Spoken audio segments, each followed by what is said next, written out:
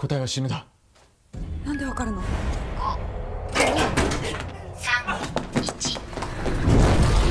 次も死ぬだ。よし。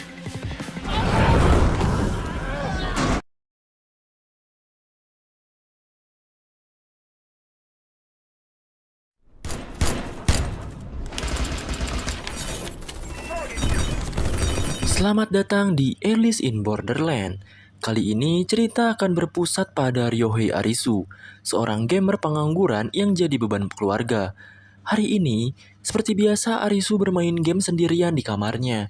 Adiknya masuk dan mempertanyakan ketidakhadiran kakaknya di interview kerjanya kali ini. Sang adik yang sudah bosan dan capek berkata bahwa kali ini adalah yang terakhir ayahnya mereka membantu Arisu untuk mencari pekerjaan. もう就職の手助けはしないってさ、すねかじりで。 Arisu tidak menghiraukan perkataan adiknya itu. Tetapi kemudian, adiknya berkata bahwa Arisu adalah seorang parasit di rumah ini. Arisu yang merasa kesal memutuskan untuk pergi. Tapi sebelum dia keluar, dia memandangi foto ibunya. これはマシだったのにな。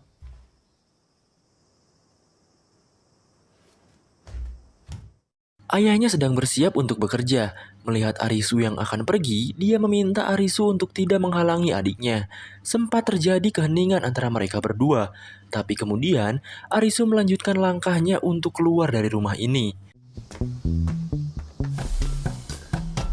Saat berjalan, Arisu mengirim pesan kepada dua sahabatnya, yaitu Chota dan Karube. Dan di sisi lain, Karube sedang mesra berciuman dengan seorang wanita yang ternyata merupakan pacar dari bosnya sendiri.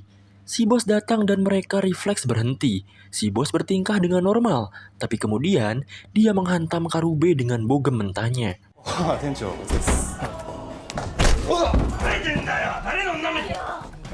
Si bos melancarkan pukulannya lagi, tetapi kali ini Karube berhasil bertahan dan balik memukulnya sampai jatuh dan tepar.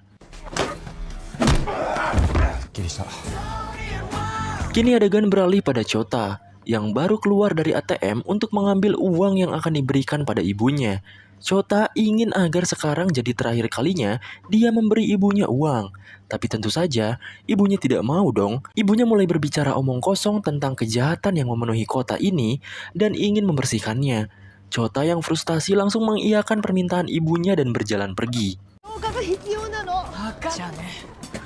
Arisu masih berjalan. Karena tak ada yang membalas, ia membuka game Rubik digital dan mulai memainkannya dengan mahir.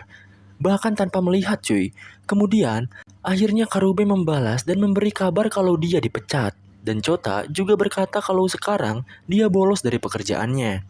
Mereka memutuskan untuk berkumpul dan minum amer bersama-sama. Hari ini adalah hari yang buruk bagi mereka bertiga. Arisu sampai duluan di tengah-tengah Shibuya. Lalu, beberapa saat kemudian, Chota dan Karube tiba. Mereka saling mengobrol dan membahas pub mana yang akan mereka datangi. Chota membayangkan tentang invasi zombie di Shibuya. Arisu menanggapi bahwa yang akan bertahan mestinya Karube karena dia jago berkelahi. Tetapi, Karube justru menjawab kalau yang akan bertahan adalah Arisu sendiri. Di tengah basa-basi itu, Karube tiba-tiba berkata agar Arisu berhenti bergaul dengan mereka dan menjalani hidup yang normal. Arisu dan Chota menertawakannya, tetapi tampaknya Karube serius tentang hal ini.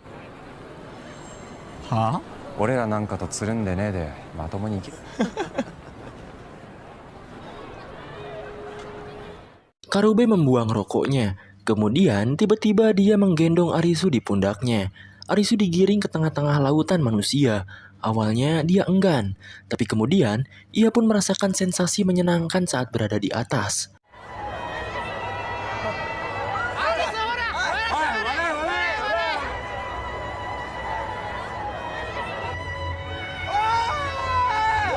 Mereka tertawa bersama, berjalan-jalan di tengah hiruk-pikuknya Shibuya. Saking tenggelamnya dengan kesenangan, mereka tidak menyadari kalau mereka tengah berada di jalur lalu lintas kendaraan. Mobil-mobil yang berlalu lalang mengelaksoni mereka, bahkan ada yang sampai saling tubruk. Polisi datang, Arisu dan kawan-kawannya lekas kabur dan masuk ke toilet umum untuk bersembunyi. Mereka membisu dan saling mengobrol lewat chat. Lalu tiba-tiba ada yang menggedor-gedor pintu toilet.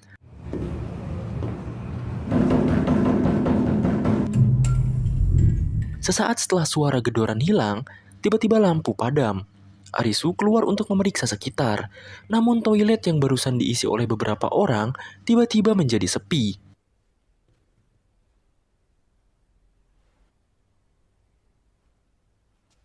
Arisu lanjut berjalan, disusul oleh Shota dan Karube di belakangnya.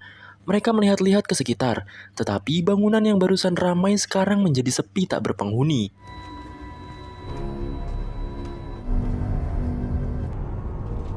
Mereka bertiga melangkah keluar, dan pemandangan di hadapan mereka benar-benar kosong.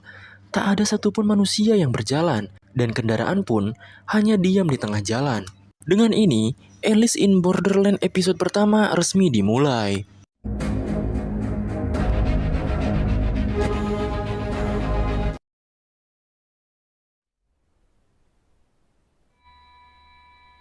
Karube dan Shota pergi ke tempat mereka bekerja, dan mereka sama-sama tak menemukan keberadaan manusia.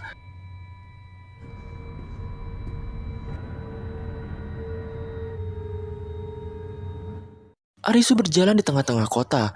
Dia berteriak tapi tak ada satupun yang menjawabnya. マジかよ。 Mereka bertiga kembali berkumpul, menyampaikan keadaan tempat yang mereka kunjungi. Hasilnya nihil, mereka pun duduk di tengah jalan hingga malam pun tiba. Arisu dan Shota saling bercanda. Mereka menganggap kalau situasi sekarang cukup menyenangkan dan menikmatinya. 会社行かなくていいし 童貞だぞ。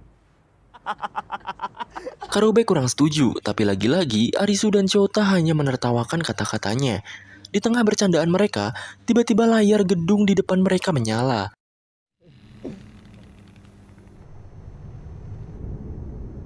Tertera pemberitahuan bahwa sebuah game akan dimulai beberapa saat lagi. Lalu, layar tersebut memberi petunjuk arah di mana game tersebut akan dilaksanakan. あれ、誰かいるのか。 Arisu dan kawan-kawan menoleh ke arah yang ditunjuk, dan di ujung sana ada cahaya merah yang terang. Arisu, Shota, dan Karube berlari ke arah cahaya tersebut. Hingga pada akhirnya mereka pun sampai ke sebuah bangunan yang bernama Gedung GM. Mereka pun masuk, kemudian berjalan perlahan-lahan melewati lorong dan menemukan HP yang berjejer di atas meja.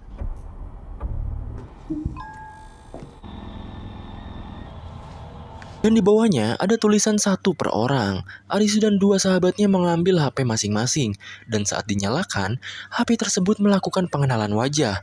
Setelahnya, muncul pemberitahuan untuk menunggu game dimulai. Waktu yang tersisa adalah 2 menit. Arisu bertanya-tanya, dan tiba-tiba seorang wanita kantoran muncul. Karube bertanya kemana orang-orang pergi, tetapi wanita itu hanya berjalan menghampiri mereka. Kemudian, mengambil name tag Shota dan melemparkannya. レーザー Name tag tersebut tiba-tiba tertembak laser hingga berlubang. Kemudian si wanita kantoran menjelaskan bahwa mereka tidak bisa kembali setelah melewati perbatasan dan harus ikut permainan. Arisu memeriksa laser tersebut. Lalu kemudian peserta baru yang merupakan seorang murid SMA muncul. Murid tersebut berjalan menghampiri mereka dan untungnya laser tersebut tidak menyala saat dimasuki. Setelah semua peserta mengambil HP, pendaftaran pun ditutup. Game dimulai. Kali ini namanya adalah hidup atau mati. Dan tingkat kesulitannya adalah 3 keriting. Kok tingkat kesulitannya kayak gitu ya? Ya nggak tahu, gue jarang main kartu gitu. Aturannya adalah mereka harus memilih pintu yang benar sesuai waktu yang ditentukan. Kemudian, syarat untuk menang adalah harus keluar dari gedung ini sesuai batas waktu yang ditentukan juga. 死ぬよ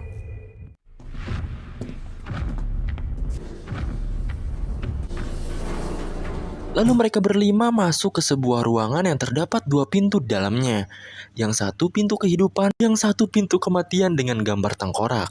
ゲーム Shota merekam ruangan dengan HP-nya. Lalu si murid SMA berkata kalau dia ingin pulang. Shota menenangkannya. Kemudian mereka berdiskusi harus memilih pintu yang mana. うわ骸骨はない着替えたらどうなるんですか。 Arisu bertanya pada si wanita kantoran yang mengetahui tentang game ini. Dan dia menjawab kalau mereka harus membuka pintu hidup. Arisu bertanya alasannya, tapi wanita tersebut tidak memberi jawaban yang spesifik. Chota mencium sesuatu, lalu tiba-tiba asap keluar dari lantai. 答えはこれゼロ Waktu tinggal tersisa 30 detik dan mereka mulai panik. Karena waktu semakin berkurang, si murid SMA langsung berlari membuka pintu hidup. だから生きるだっていう根拠な。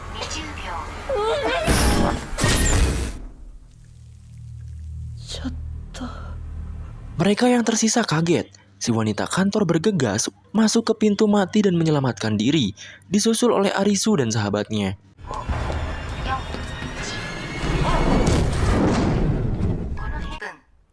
Di ruangan ini, waktu yang diberikan adalah 1 menit 50 detik. Arisu dan kawan-kawannya masih tidak percaya kalau si murid SMA benar-benar mati. Arisu menyalahkan si wanita kantoran, tetapi dia beralasan mereka akan mati kalau dia tidak melakukannya. 時間内に犠牲者を選ぶゲームよ。犠牲者したらあんたが次はになると思うけど。そんなこと言ってる自分が。 Chota muntah di belakang, sementara mereka bertiga masih berdebat tentang siapa yang akan membuka pintu selanjutnya. Karena tak kunjung ada jawaban, Arisu memberanikan diri untuk maju. Karube sempat mencegahnya, tetapi Arisu tetap bersikeras dan mulai memegang gagang pintu mati. 開けてやるよ。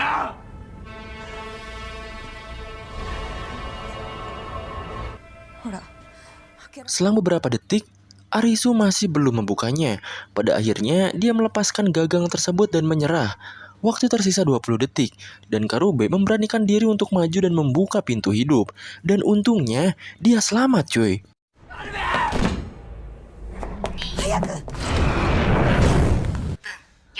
Setelah yang lainnya menyusul masuk, ronde selanjutnya pun dimulai. Batas waktunya semakin menipis. Sesuai kesepakatan sebelumnya, sekarang giliran wanita kantoran yang membuka. Karube menyeretnya ke pintu hidup, tetapi wanita tersebut menolak. Karube menghela nafas, kemudian bertanya apakah Arisu punya ide. Arisu juga kebingungan dan berkata bahwa ini bukanlah game. Karube mencoba meyakinkannya, tetapi Arisu masih saja enggan berpikir. お前がドアを開けろ。開ける。なんか手はねえか。俺がいくら考えてもわかんねえパズルゲームいつしかねえ。アリス。 Karube mulai naik pitam, berkata kalau Arisu hanya bisa bermain game sementara dia selalu bekerja keras. Arisu membalas Karube dengan mengatakan kalau dia juga hanya bisa memukuli orang. Dan akhirnya Karube menghajarnya. それ関係ねえだろ。てめえだって殴る。僕だ。どうしたアリス。無謀兄さん。え？ Setelah dihajar, tiba-tiba Arisu kepikiran sesuatu. Waktu tersisa 30 detik. Arisu berdiri dan kemudian memikirkan sesuatu. Hingga berakhir pada kesimpulan kalau jawaban ruangan kali ini adalah mati. Waktu tersisa 10 detik dan Arisu dengan yakin membuka pintu tersebut dan ternyata jawabannya benar. 本当に死ぬでいいのか。どういうことだ。次もどっちかわかんのか。 Arisu bangkit dan mulai melakukan perhitungan sesuai dengan petunjuk yang dia lihat sebelum game dimulai. Dia meminta alat tulis. Wanita kantor dan Chota memberikannya pulpen dan secari kertas. Arisu mulai menggambar denah ruangan dan menjelaskan teka-teki di permainan ini. 1、2、3。エレベーター脇にあった。正方形のビルに正方形の部屋は作る。この部屋とこの部屋はアウト。やっぱり間違いない。 Setelah jawaban didapat, Arisu langsung bergegas membuka pintu mati dan mereka pun selamat. この図の通り行けば。 Setelah memasuki ruangan, Arisu yang sudah mendapat jawaban langsung memilih pintu mati. Dan ternyata jawabannya benar lagi. Arisu, Karube, dan Chota kegirangan. Kemudian mereka pun langsung membuka pintu hidup dan berhasil masuk ke ruangan selanjutnya.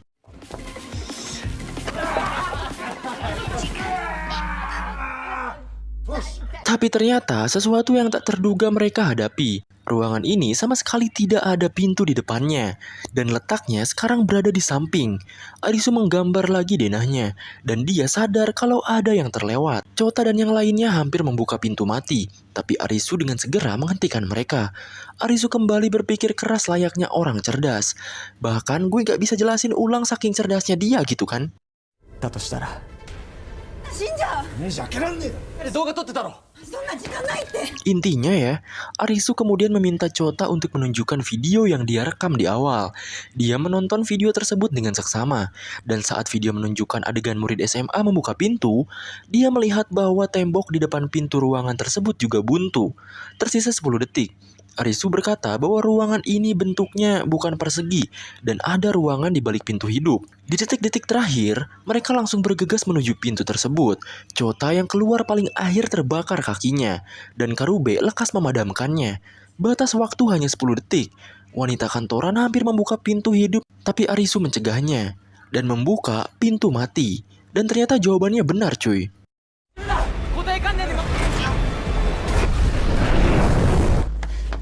Mereka semua berhasil selamat dan game pun berhasil dimenangkan. Tetapi, luka bakar di kaki Chota tampak cukup parah.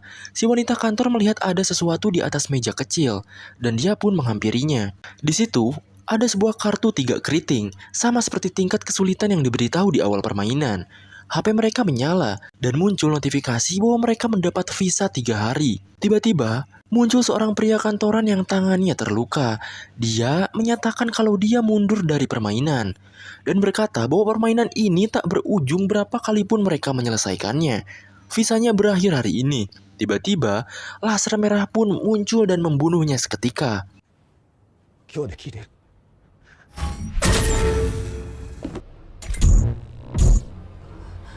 Si wanita kantor menjelaskan kalau visa mereka habis, maka mereka akan mati. Dan kalau tak ingin mati, maka mereka harus terus bermain. Arisu menatap ke angkasa, dan kemudian muncul laser-laser merah di seluruh pelosok kota. Di kejauhan, seorang wanita yang cantik jelita memandangi fenomena tersebut. Dan episode pertama pun berakhir, cuy.